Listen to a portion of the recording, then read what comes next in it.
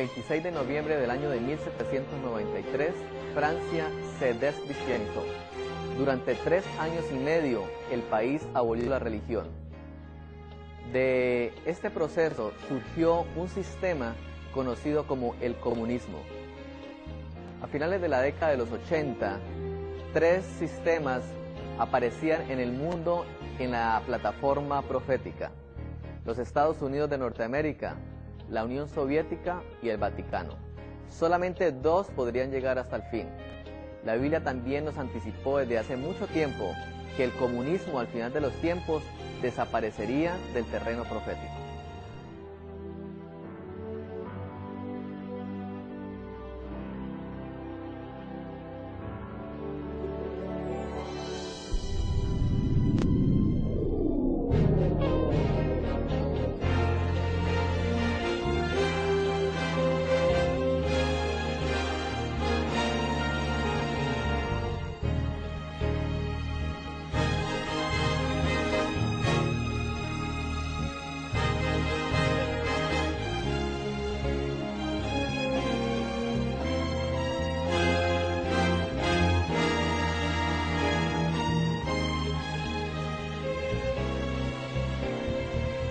En el capítulo 2 del libro de Daniel, cuando el rey de Babilonia recibió el sueño donde vio una gran imagen que representaba algunos de los imperios que se iban a levantar sobre la tierra hasta cuando Cristo viniera por segunda vez, representado por la roca que cayó sobre los pies de la imagen, encontramos allí una lección que tenemos que tener presente para el estudio de este día. Dios estipuló que el último imperio mundial que se levantaría sería el Imperio Romano. No había de ahí en adelante ningún otro indicio en la palabra profética de que el mundo pudiera unirse como un todo. La Biblia estipuló que cuando Cristo viniera a esta tierra, los reinos de la tierra estarían divididos en naciones representados por los 10 dedos de la imagen. Sin embargo, la Escritura también menciona que el plan de Satanás sería que así como creó la rebelión en el cielo y como después lo hizo en la tierra, mencionado en la construcción de la Torre de Babel, de la misma manera Satanás llevaría el mismo plan al final de los tiempos. Ahora, en Génesis, en el capítulo 11, nosotros leemos lo siguiente: había entonces en toda la tierra una sola lengua y unas mismas palabras. Y dijeron: hagamos ladrillo y cozámoslo al fuego, y el ladrillo le sirvió de piedra y el asfalto de mezcla. Y dijeron: edifiquémonos una ciudad y hagámonos una torre cuya cúspide llegue al cielo, y hagámonos un nombre para no ser esparcidos por toda la tierra.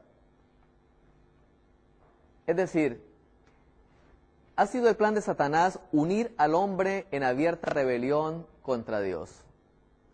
Después de la Primera Guerra Mundial y de la Segunda Guerra Mundial, donde millones de personas perdieron sus vidas, el mundo se reorganizó finalmente.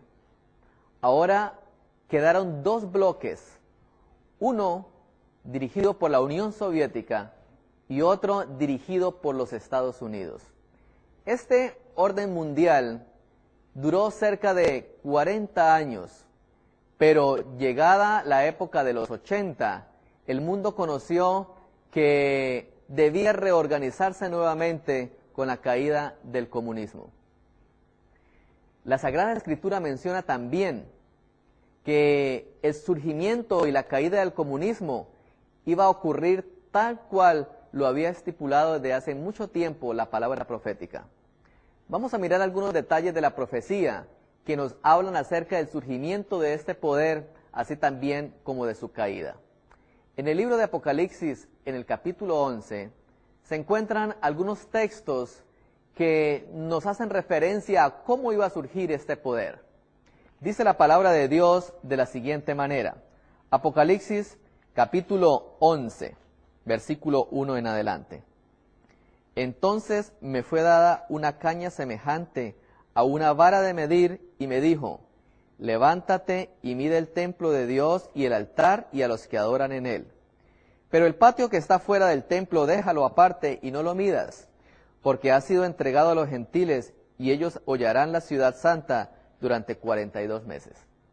La primera introducción que nos da Apocalipsis, el capítulo 11, es un tiempo profético ya conocido como el tiempo de los 1260 días o 1260 años literales.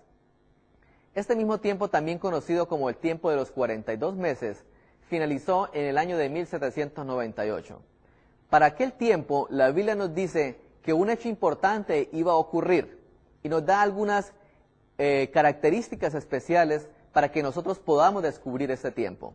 El versículo 3 dice lo siguiente: y daré a mis 2 testigos que profeticen por 1260 días vestidos de cilicio.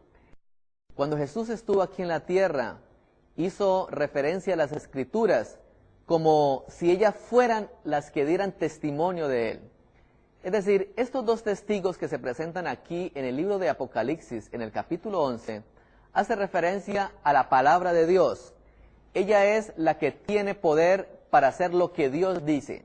Por eso sigue diciendo el siguiente versículo: estos tienen poder para cerrar el cielo, a fin de que no llueva en los días de su profecía, así como ocurrió también en el tiempo de Elías. O tienen poder sobre las aguas para convertirlas en sangre, así como ocurrió también en el tiempo de Moisés. El siguiente texto menciona que algo iba a ocurrir con la Escritura. Dice el versículo 7, cuando hayan acabado su testimonio, la bestia que sube del abismo hará guerra contra ellos y los vencerá, y sus cadáveres estarán en la plaza de la grande ciudad, que en sentido espiritual se llama Sodoma y Egipto, donde también nuestro Señor fue crucificado. Notemos algo especial en lo que acabamos de leer. La Biblia menciona que cuando terminara el periodo de los 1260 años, iba a ocurrir algo con la Escritura. Ahora, menciona también el surgimiento de un nuevo poder conocido como la bestia que sube del abismo. También menciona que este sistema que se iba a levantar iba a tener 2 características que espiritualmente se llaman Egipto y Sodoma. El siguiente texto dice de la siguiente manera: pero después de 3 días y medio entre ellos el espíritu de vida es enviado por Dios, y se levantaron sobre sus pies, y cayó un gran temor sobre los que lo vieron. Y oyeron una gran voz del cielo que le decía: subid acá. Y subieron al cielo en una nube, y sus enemigos los vieron. Cuando la bestia del abismo hace guerra contra la Escritura, iba a ser por un periodo muy corto, pero una vez terminara este periodo, nuevamente la Escritura iba a surgir. Ahora, es importante que antes de entrar a descifrar lo que hace referencia a Apocalipsis, el capítulo 11, podamos también estudiar un texto en el libro de Daniel que hace referencia a la misma profecía y que nos indicaría de una forma más detallada cómo iba a ocurrir esto en los últimos días. Daniel, el capítulo 11, es un capítulo donde se menciona la guerra entre 2 poderes que son llamados el rey del norte y el rey del sur. Dice el profeta de la siguiente forma en Daniel, el capítulo 11, a partir del versículo 1. Yo mismo, en el año 1 del rey Darío, estuve para animarlo y fortalecerlo. Y ahora yo te mostraré la verdad. He aquí, aún habrán 3 reyes en Persia, y el cuarto se hará de grandes riquezas. Estos 3 reyes a los que hace referencia Daniel son Cambises, el falso Esmirdes, Darío, y ese cuarto rey es Jerjes. Ahora, posterior a ellos, dice el versículo 3, se levantará un rey valiente, el cual dominará con gran poder y hará su voluntad. Pero cuando se haya levantado su reino, será quebrantado y repartido hacia los 4 vientos. ¿A qué rey valiente hace referencia acá? Habíamos dicho que el libro de Daniel contiene los mismos bosquejos proféticos. Después de los medos y los persas, se levantó entonces el imperio griego. Y este rey valiente al cual hace referencia Daniel en el capítulo 11 es Alejandro Magno. La Escritura también menciona que una vez Alejandro Magno apareciera en el escenario profético, su reino iba a ser quebrantado en 4 partes. Aquí se menciona hacia los 4 vientos. Recordemos que después de Alejandro Magno, 4 generales se disputaron el imperio de Grecia: Casandro, Lisímaco, Ptolomeo y Seleuco. Pero en pocos años solamente 2 reyes llegaron a gobernar, que fue Seleuco y Ptolomeo. Vamos a ver el mapa político de aquel tiempo para que entendamos un poco por qué estos 2 reyes se conocieron como el rey del norte y el rey del sur.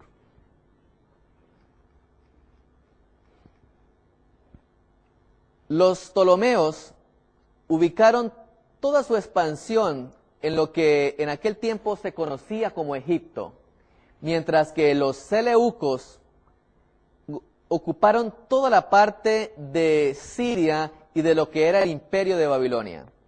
Por la localización geográfica de estos 2 imperios, los Ptolomeos, que estaban hacia el sur, fueron conocidos como el rey del sur, y los babilonios, donde estuvo Seleuco, fue conocido como entonces el rey del norte. De ahí en adelante, desde el versículo 5, hay una guerra entre estos 2 reyes, conocidos entonces como el rey del norte y como el rey del sur.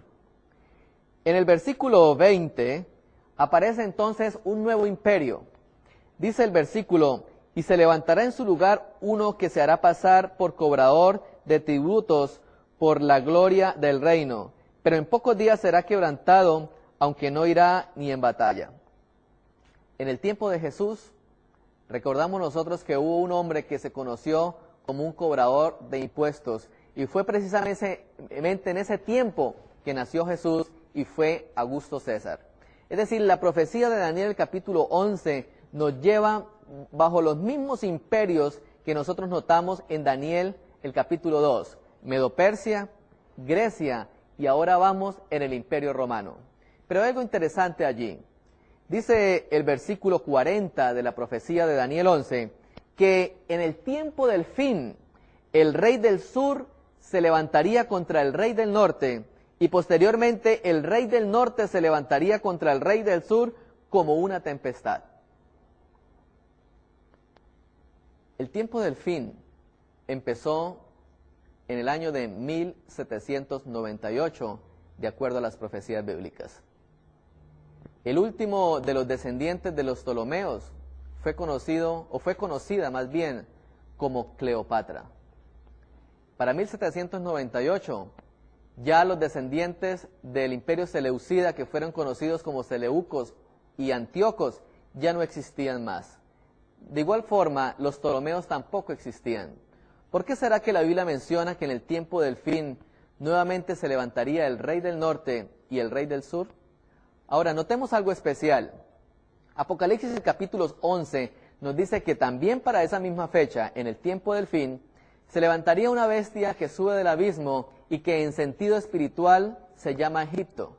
En Daniel capítulo 11 vimos que el rey del sur es también conocido como el rey de Egipto. Las profecías bíblicas que tienen su interpretación hacia el tiempo del fin deben entenderse de manera simbólica o de manera espiritual. Es decir, ya no vamos a pensar que el rey del sur, en este caso, sea un gobierno político, literal, como ocurrió en el tiempo en que fue dada la profecía, sino que el símbolo de Egipto debe representar algo. Cuando nosotros vamos a la Sagrada Escritura, recordamos entonces la experiencia de Egipto. Y el faraón de Egipto tenía una característica especial. Cuando Moisés con Aarón se presentaron ante el rey para mostrarles la maravilla de Dios, la respuesta del faraón fue: yo no conozco al Señor. Cuando una persona lanza esta expresión, está manifestando que es una persona atea que no cree en Dios. Y precisamente lo que la Escritura estaba mencionando es que para ese tiempo un poder ateo se levantaría y haría guerra contra la Sagrada Escritura. Este cumplimiento nosotros lo vemos en el libro de Apocalipsis, representando al Imperio de Francia o al país de Francia en el tiempo de la Revolución Francesa. Desde el 26 de noviembre de 1793 hasta el 17 de junio de 1797, Francia se descristianizó. El conflicto de los siglos menciona lo siguiente acerca de esto. La gran ciudad en cuyas calles son asesinados los testigos y donde yacen sus cuerpos muertos, se llama simbólicamente Egipto. De todas las naciones mencionadas en la historia de la Biblia, fue Egipto la que con más osadía negó la existencia del Dios vivo y se opuso a sus mandamientos. Ningún monarca resistió con tanto descaro la autoridad del cielo como el rey de Egipto. Cuando se presentó Moisés ante él para comunicarle el mensaje del Señor, el faraón contestó con arrogancia: ¿quién es Jehová para que yo oiga su voz y deje ir a Israel? Esto es ateísmo, y la nación representada por Egipto iba a oponerse de un modo parecido a la voluntad del Dios vivo y a dar pruebas del mismo espíritu de incredulidad y desconfianza. Ahora notemos que Francia cumplió las características especiales dadas por la profecía. Fue un país ateo en aquel tiempo, y aparte de eso fue un país disoluto, caracterizado de igual forma por Sodoma, porque al abolir la Sagrada Escritura durante este periodo de 3 años y medio, el matrimonio también fue disuelto y hubo un periodo de inmoralidad en el tiempo de la Revolución Francesa. Ahora, qué interesante, la Biblia también decía que después de este periodo, nuevamente los 2 testigos iban a resucitar. En el año de 1804 fue fundada la Sociedad Bíblica Británica y en el año de 1816 fue fundada la Sociedad Bíblica Americana. Ahora la Biblia iba a empezar a traducirse en muchos idiomas e iba a ser transmitida a muchas naciones en el mundo entero, tal cual lo había dicho la profecía. Pero la profecía también era clara en cómo iba a caer este imperio. Debemos recordar cómo surgió entonces el imperio comunista en nuestros días. Los Illuminati habían infiltrado la Revolución Francesa y decidieron crear una antítesis del capitalismo que se iba a conocer como el comunismo. No es casualidad que el comunismo haya escogido una estrella como uno de sus símbolos. Ya habíamos especificado qué representa el pentagrama. Ahora, en 1823, un profesor alemán llamado Hegel había propuesto un plan específico para esto. Él mencionaba que la existencia de un tipo de gobierno-sociedad se llamaba tesis. En aquel tiempo sería el capitalismo, pero que con la aparición de lo opuesto, un gobierno-sociedad se llamaría entonces antítesis, y por esto él decide crear el comunismo. La tesis y la antítesis comenzarían naturalmente a luchar una contra la otra, ya que eran exactamente sistemas opuestos y por tanto verían los asuntos en formas diferentes. Si la tesis y la antítesis luchaban una con la otra por un largo periodo y ninguna parte aniquilaba a la otra, esa batalla resultaría en que ambas cambiarían a un sistema híbrido de gobierno y sociedad que Hegel llamó síntesis. Ahora bien, la Biblia era clara en que sería el rey del norte quien golpearía finalmente al rey del sur, pero primero el rey del sur golpearía al rey del norte. La pregunta es, ¿quién representa al rey del norte?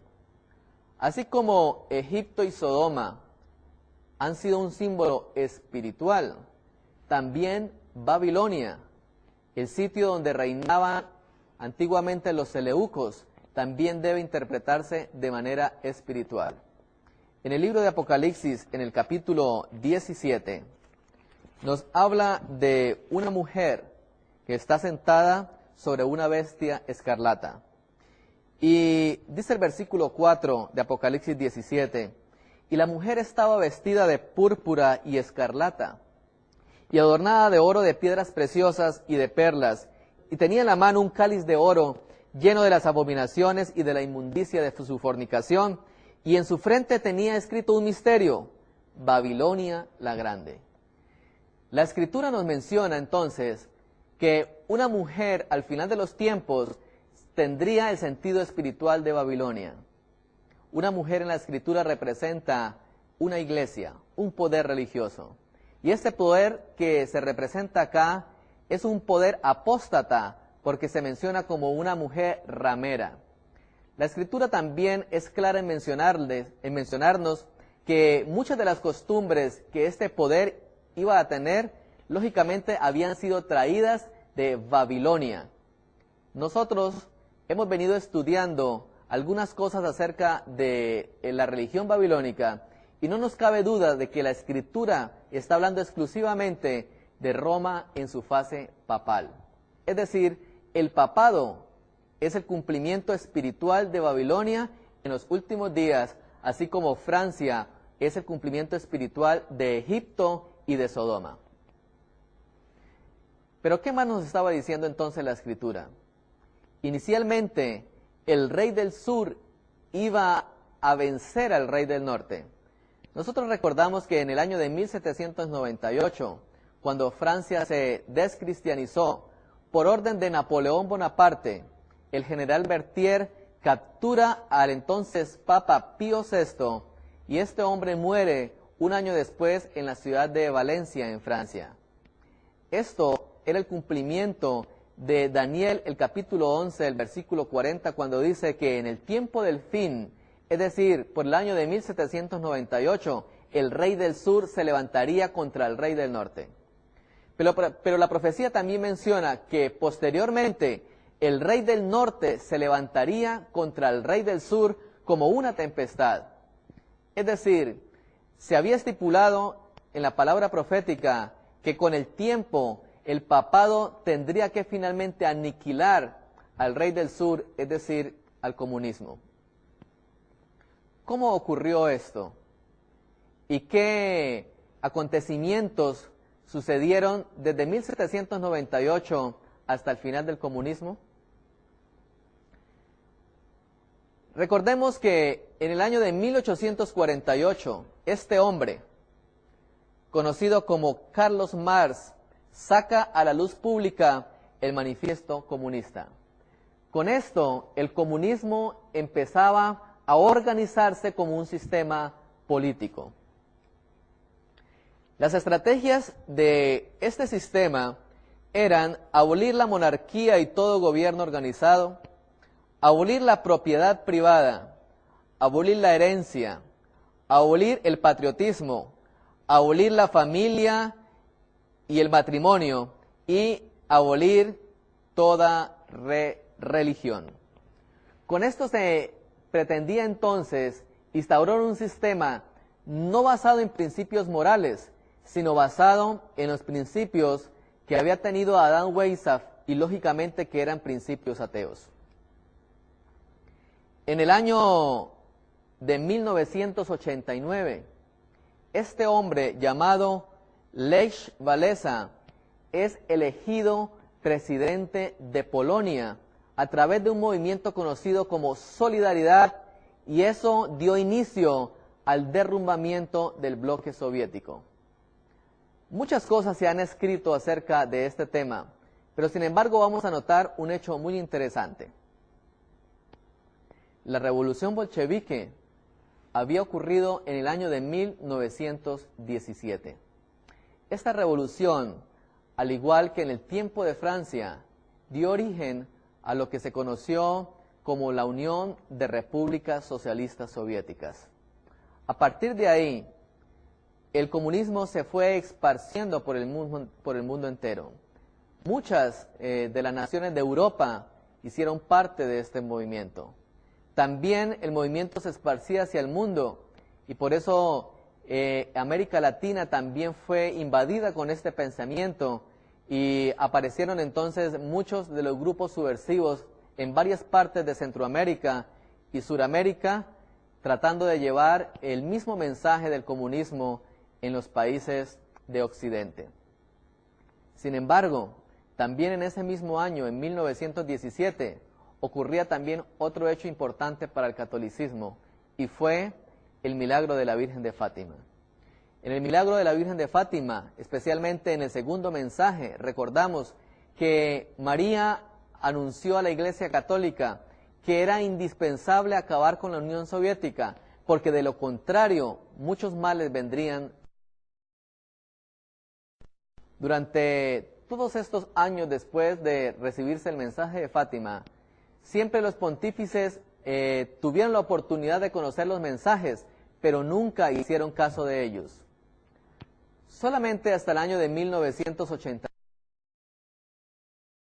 Pablo II recibe un atentado, nuevamente salen a relucir los mensajes de la Virgen de Fátima. Al respecto, Benedicto XVI escribió lo siguiente: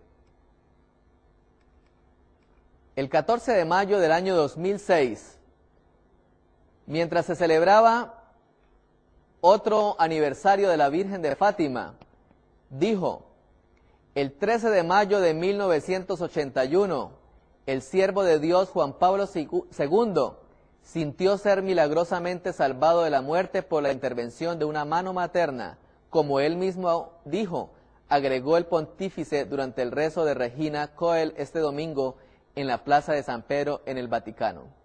Por eso su entero pontificado estuvo señalado por lo que la Virgen de Fátima había pronunciado, dijo el máximo jerarca de la Iglesia Católica ante más de 15.000 personas tras recitar la oración que en tiempo de Pascua sustituye al Ángelus.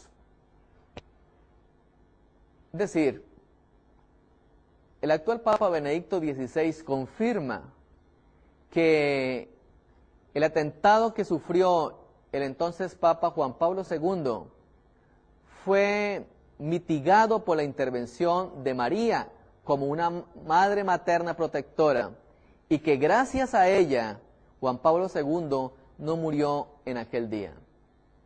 Por eso Juan Pablo II recuerda que en aquel momento la Virgen de Fátima debe ser llevada al mundo entero, tal como ella lo había dicho en el primer mensaje, y que también tenían que obedecer el segundo mensaje, es decir, la Unión Soviética tenía que caer. En el año de 1982, el mundo conoció una santa alianza que solamente salió a la luz pública 10 años después, cuando la revista Times publica este artículo. Ahora, ¿qué fue esta alianza? Ronald Reagan y Juan Pablo II hacen un plan secreto con el fin de derrocar el comunismo.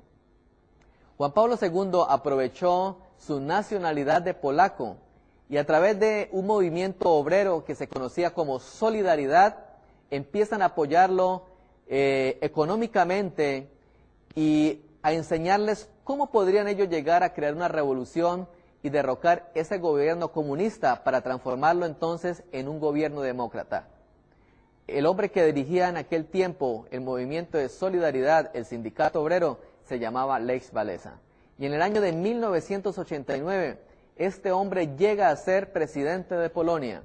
Eso hace que todos los países sigan más o menos lo mismo, y empieza una guerra sangrienta en Yugoslavia, en Rumania, y de ahí en adelante en todos los países del este. Solamente 10 años después se conoció quién había estado detrás de este plan. ¿Cómo cayó el comunismo? Veámoslo en una línea de tiempo.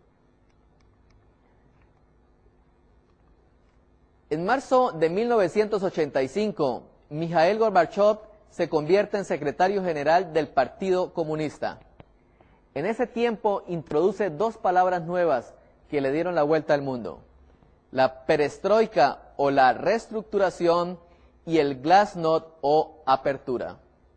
Ese mismo año, en diciembre de 1985, Boris Yeltsin es nombrado también por Gorbachev como partido de provincia, ahora en la ciudad de Moscú. En 1987, Gorbachev presentó un plan de reformas económicas y políticas ante el Comité Central. En el año de 1988, la perestroika enfrenta sus primeros desafíos y empieza entonces una oposición interna en la Unión Soviética. En julio de 1989, Gorbachov anuncia que los países cobijados por el Pacto de Varsovia pueden decidir su propio futuro. En Polonia, Lech Wałęsa ha ganado las elecciones y asume el poder un mes más tarde. En noviembre de 1989, el mundo es testigo entonces de la caída del muro de Berlín.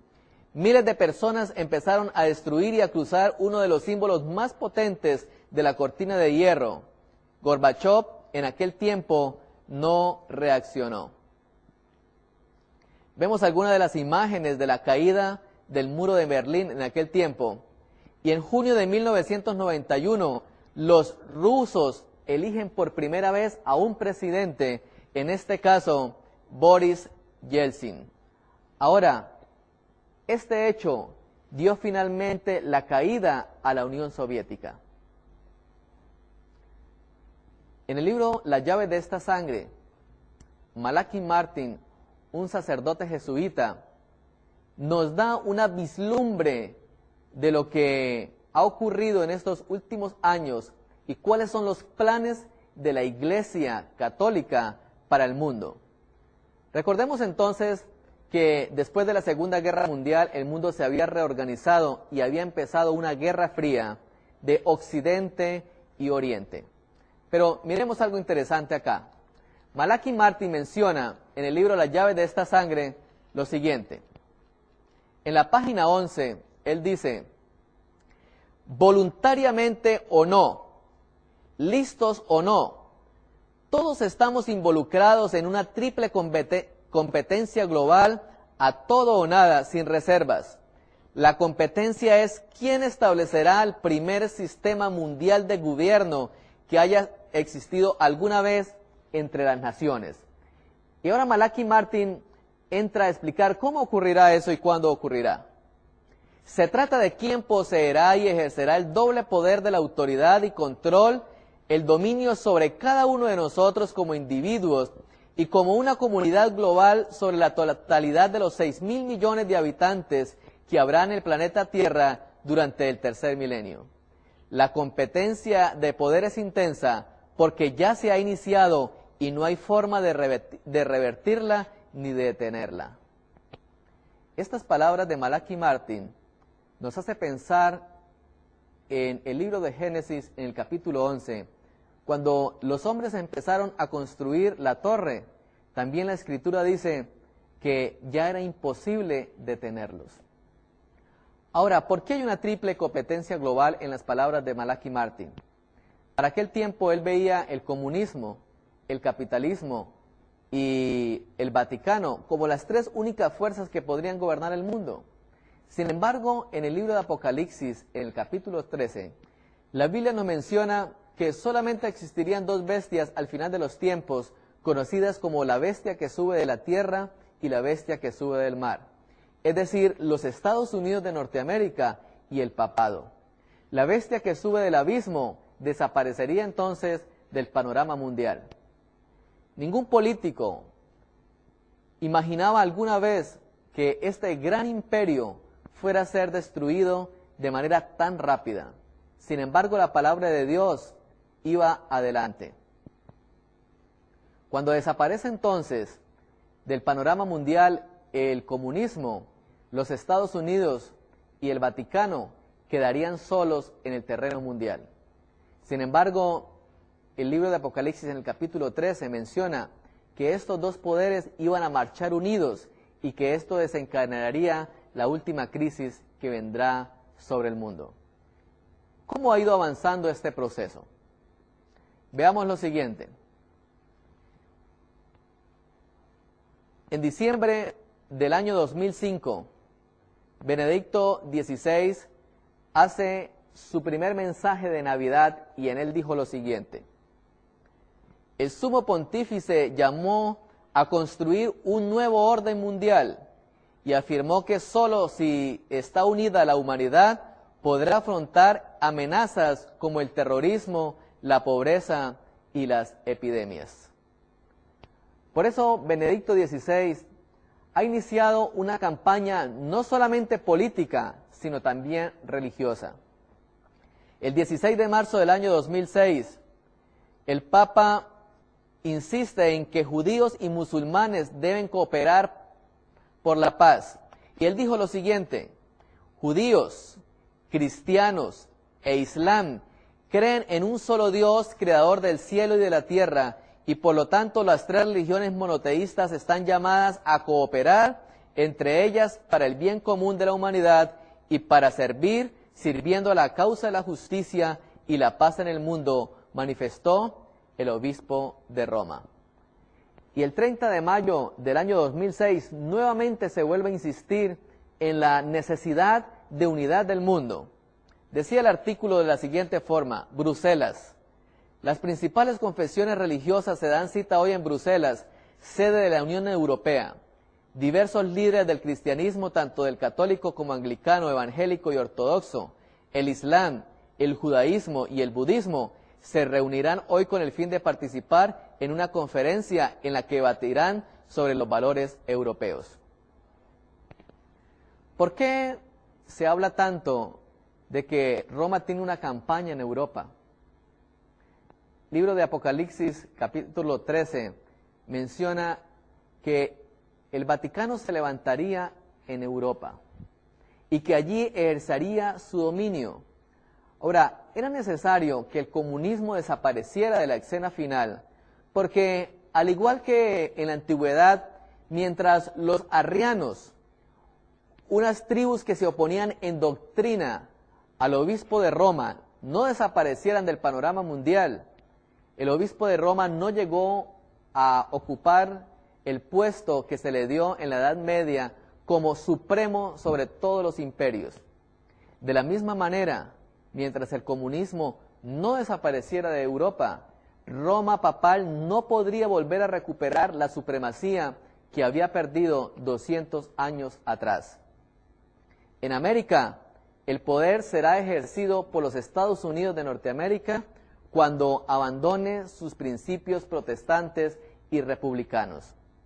En este año, el año 2008, Benedicto XVI viajará a los Estados Unidos de Norteamérica porque la campaña final pronto iniciará.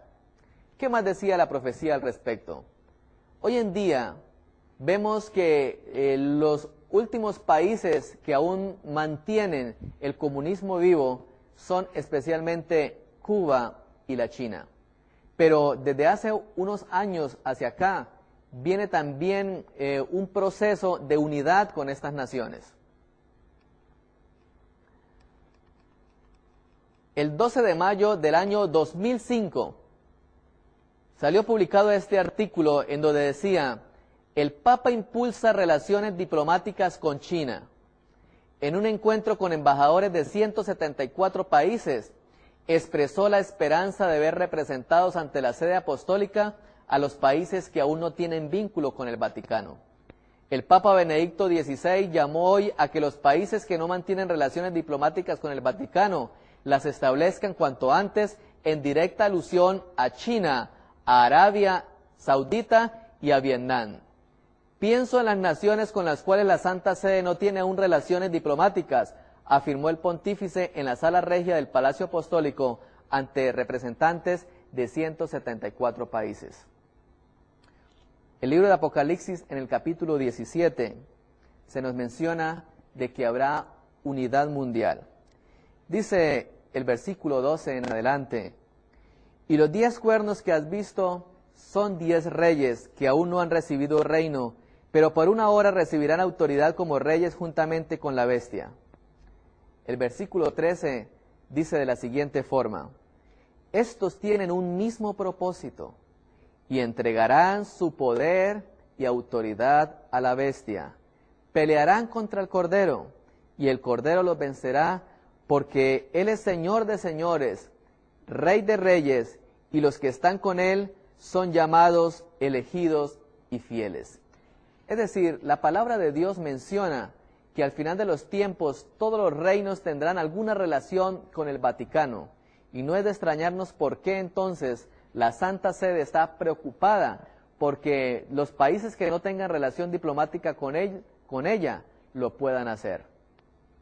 Ahora, ¿qué decimos entonces de el país de Cuba? Hemos notado que en los últimos 2 años la salud de quien ha mantenido el régimen en Cuba, Fidel Castro, ha venido empeorando. Ahora, esto ha permitido que Cuba empiece también a reestructurar sus políticas internas. Este artículo fue publicado en diciembre del año 2006 y se titula Adiós a Fidel. El año termina con cambio de guardia. Castro no regresará al poder y la transición ya comenzó. Poco a poco hemos venido viendo cómo el panorama mundial, desde el punto de vista político, se ha reorganizado. El mundo está preparándose para formar un solo gobierno mundial con un solo propósito: unir las economías mundiales, unir la política mundial, tener una sola religión y lo peor es establecer un día de culto y ese día, conocemos, va a llegar a ser el domingo en abierta oposición a Dios. Dios permitirá por algún tiempo que el mundo lleve a cabo su plan. Satanás estará detrás de esta conspiración en contra del gobierno de Dios. En el libro Maranata, el Señor viene, la señora Elena de White escribió lo siguiente: estos tienen un mismo propósito. Habrá un lazo universal de unión, una gran armonía, una confederación de fuerzas de Satanás, y entregarán su poder y su autoridad a la bestia. Así se manifiesta el mismo poder arbitrario y opresor contra la libertad religiosa, la libertad de adorar a Dios según los dictados de la conciencia, que manifestó el papado cuando en el pasado persiguió a los que se negaban a conformarse con los ritos y ceremonias del romanismo. En la lucha que se librará en los últimos días, estarán unidos en oposición al pueblo de Dios todos los poderes corrompidos que se apartaron de la lealtad a la ley de Jehová. En esta lucha, el sábado del 4º mandamiento será el punto controvertido, porque en el mandamiento del sábado el gran legislador se identifica como el creador del cielo y de la tierra. La última gran batalla que Satanás emprenderá será contra el gobierno de Dios, y ese gobierno se manifiesta en su eterna e inmutable ley. ¿Pero por qué ocurre esto? En el libro de Apocalipsis, en el capítulo 17, termina el relato de la siguiente forma. Versículo 16. Y los 10 cuernos que viste en la bestia, estos aborrecerán a la ramera y la dejarán desolada y desnuda, y devorarán sus carnes y la quemarán con fuego. Porque Dios ha puesto en sus corazones el ejecutarlo como Él quiso, ponerse de acuerdo y dar su reino a la bestia, hasta que se cumplan las palabras de Dios. El libro de Daniel nos ha enseñado de que no está en manos del hombre el destino de las naciones. Todas las grandes guerras que se han luchado a través de la historia, el surgimiento y la caída de los imperios, ha sido estipulado previamente en las manos de Dios. También, al final de los tiempos, es Dios quien permite que el mundo se una bajo el estandarte de Satanás, utilizando los reinos de la tierra. Pero también la Biblia menciona que este poder y este gobierno mundial finalmente caerá. En el libro de Apocalipsis, en el capítulo 18, menciona lo siguiente: después de esto vi a otro ángel descender del cielo con gran poder, y la tierra fue alumbrada con su gloria. y clamó con voz potente diciendo, ha caído la gran Babilonia, y se ha hecho habitación de demonios y guarida de todo espíritu inmundo y albergue de toda ave inmunda y aborrecible. Porque todas las naciones han bebido del vino del furor de su fornicación, y los reyes de la tierra han fornicado con ella, y los mercaderes de la tierra se han enriquecido de la potencia de sus deleites. Es decir, el libro de Apocalipsis menciona que la unión será tanto política como económica, pero también religiosa. Y el Señor hace una invitación a su pueblo, le dice de la siguiente manera, versículo 4, y oí otra voz del cielo que decía, salid de ella, pueblo mío, para que no seáis partícipes de sus pecados, ni recibáis de sus plagas, porque sus pecados han llegado hasta el cielo, y Dios se ha acordado de sus maldades.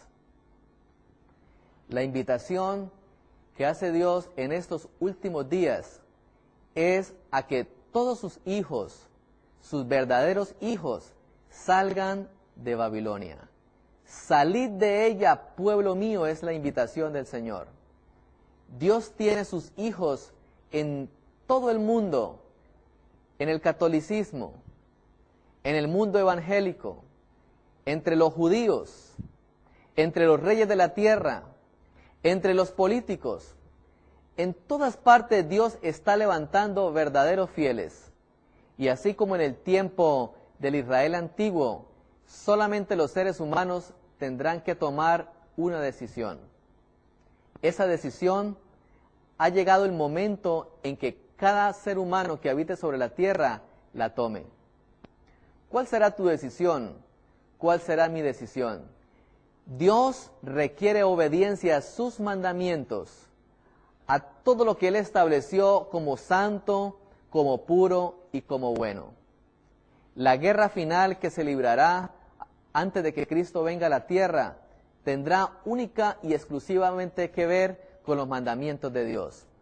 En el libro de Apocalipsis, en el capítulo 12, el versículo 17 dice, el dragón se llenó de ira contra la mujer y se fue a hacer guerra contra el resto de la descendencia de ella, es decir, los que guardan los mandamientos de Dios y tienen el testimonio de Jesucristo. No es una guerra física la que se librará al final de los tiempos como muchos piensan. No es que China se levantará para luchar una guerra nuclear, o que en Israel se levantará un anticristo. Nunca la Escritura menciona nada acerca de esto. El día final será decidido por quienes son obedientes a los mandamientos de Dios. En el libro de Apocalipsis, en el capítulo 16, dice el versículo 15, he aquí, yo vengo como ladrón, bienaventurado el que vela y que guarda sus ropas para que no anden desnudo y se vea su vergüenza. Es decir, esta lucha espiritual que vemos al final de los tiempos decidirá el destino eterno de todos los seres que habitan sobre la tierra. Llegará el momento en que Jesús terminará su obra en el cielo, en el santuario, y entonces se pronunciará la sentencia, el que es justo siga siendo justo, y el que es injusto siga en su injusticia. Dios les bendiga.